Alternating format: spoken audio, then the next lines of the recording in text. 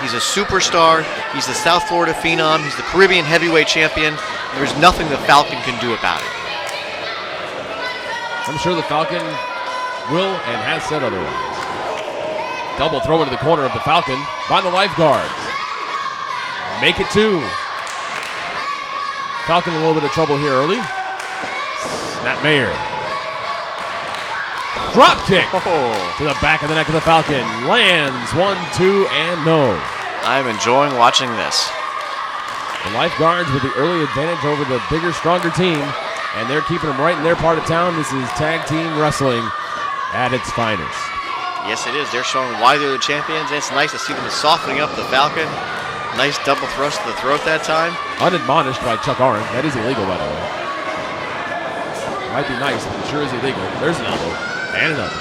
And another elbow. Erick Stevens should have come in the ring. And now 6 elbow. Here's a cover. Recovers just in time to see the pin. Does referee Chuck Aaron in the count of 2. They are wearing the Falcon down and giving us the blueprint for how we're going to beat him on February 23rd. There's the first error that we've seen in the team of Falcon Stevens as Mr. Stevens came in the ring. Ill-advised. Got his partner in more trouble. Across the ring goes the Falcon. Underneath. Underneath again goes the Falcon. And there's a leaping lariat. He's near his corner. And there's the tag. It's Erick Stevens. Clothesline on Wade Coverly. Meeting of the minds of the Lifeguards. Very nice. DDT and a faceplant maneuver by Erick Stevens on the Lifeguards. Count of 2, and no. You have to be impressed by that. That was very, very Stevens good work. hesitated. He didn't know which one to try to pin afterwards, and that time cost him only get the 2 count.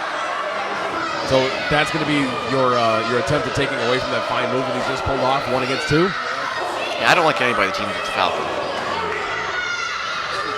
Obviously, he's got poor choice of friends. Oh. And you don't. I hang out with very classy people. People that wouldn't even talk to you. Well, I will tell you who talks to me. The Falcon talks to me, Tony. He's talking Exactly. to you soon. He's going to be talking to you real soon. You and Kamada. We got a few things to say back to him. There's a cover count of 1 on Erick Stevens, who begins to fight back in the corner. Got a pair 6 brawl breaking out here. Tag on the Lifeguards, holding the ankle, and there's the elbow drop by Wade Coverly as the Lifeguards look to take over once again in this tag team title matchup. They are so good as a team. They do work well. There's no taking that away from them. The D1PW World Tag Team Champions, the Lifeguards. They're there for a reason. Look at Erick Stevens continue to fight back. You just can't keep him down. If you don't believe me, go ask Commodity. And that's it. Draws Falcon into the ring. Chuck has to hold him back while the Lifeguards do the double team. I love it. This is twice now that the team of Stevens Falcon have made the mistake of jumping into the ring and allowing their partner to be further harmed. Stepping across the throat of Erick Stevens. Lifeguards are just the smarter team, face it. They're trying to cut off his oxygen. I'm not going to go that far. But they do have more experience wrestling together as a tag team. Cover, count of 2. Erick Stevens continues to fight back. Kick into the rib area. And Falcon outside the ring where he belongs. Tag into Lifeguard Wade. Very nice double team move, Russian leg sweep. Clothesline on Erick Stevens. This is getting into trouble time, and the Falcon has to make the save. And some desperation that time there by the Falcon and Erick Stevens. I'm liking the way this is looking. I'm actually very surprised. Why should you be surprised? These are our champions. They are a well-oiled machine, and they're proving it here today. Erick Stevens continues to fight back. This is why I'm surprised, because Erick Stevens and the Falcon are bigger, stronger, more athletic. They have just as much prowess. They may not have it together. They have just as much ring prowess as the Lifeguards do. And for me, this is a surprising result that the Lifeguards have been in front the whole way. 2 leg drops across the small of the back of Erick Stevens. Turns him over, hooks the leg late, doesn't get the 3. I'll admit, it's going to take a lot to beat someone like Erick Stevens or the Falcon. The Lifeguards, they're well on their way. They're pulling out every trick in the book, and it's working for them. Forearm across the back. Another double team move. Very nice. Combination of a power bomb and a belly-to-back suplex that time, and again, Falcon has to make the save. Almost a modified spike belly-to-back suplex. Very interesting move. More dirty tactics by the Lifeguards.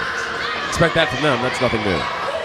You've got the 5 count to break on. As long as you do it, you're well within the rules.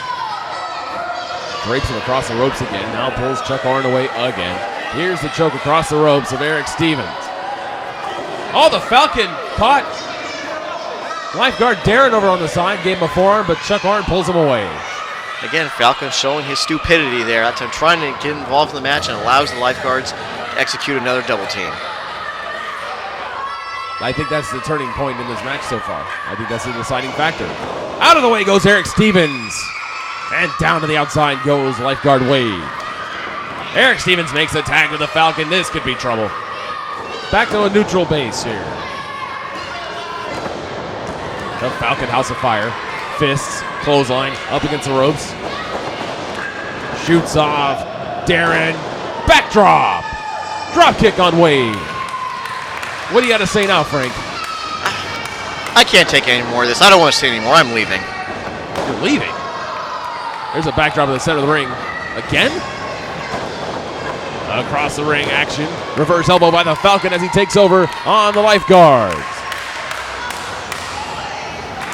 Ascending the top rope. This is his home. This is where we see the finish of most matches for the Falcon. Oh no, it's Scott Commodity. It's Scott Commodity out the ringside. Oh, I'm leaving. You're not leaving. You're going to the ring.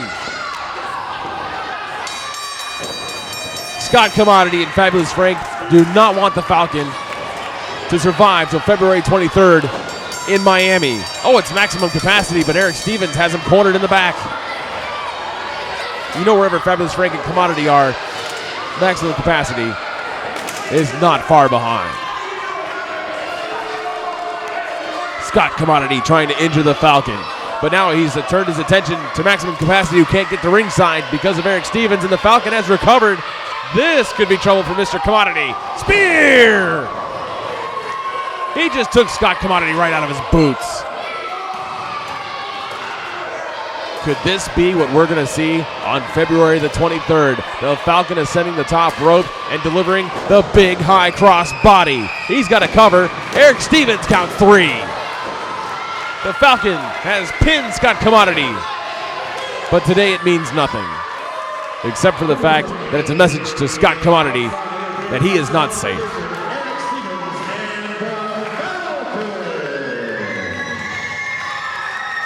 The match officially goes as a disqualification on the Lifeguards due to outside interference. Erick Stevens and the Falcon take the victory. They do not take the tag team titles. And there you see maximum capacity. Fabulous Frank and Scott Commodity are none too happy right now as you see a victorious Falcon and Erick Stevens in the center of the ring. Welcome back, wrestling fans. As you can see, another busy week has come and gone here at Division I Pro Wrestling. On next week's show, you will see Lou Cypher and Raymond Snow in action. You will also see the Caribbean Heavyweight title defended as Scott Commodity, along with Fabulous Frank, take on the challenge of one fantastic Dantastic. That's all right here next week on Division I ProWrestling.com TV. Until then, I'm George Whittle. So long from the Sunshine State.